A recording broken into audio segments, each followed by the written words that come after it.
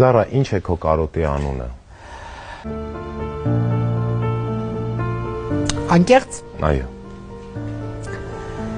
Իմ կարոտի անունը իմ ապագան է, որովհետև փառք Տիրոջը ես այսօր երջանիկ եմ իմ ընտանիքում, իմ հայրենիքում, իմ տանը, ես շատ վախենում եմ, մի քիչ առողջական խնդիրներ ունեմ, հանկարծ տեսնեմ թոռներիս, ուզում եմ տեսնել,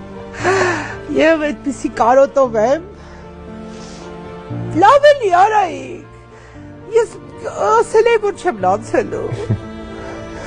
Դա անկեղծությունն է, քո մեջից այդ անկեղծությունն է քեզ ստիպում ուզվել ու արտասվել։ Դու շատ սիրուն ես ներկայացնում քո կարոտի անունը։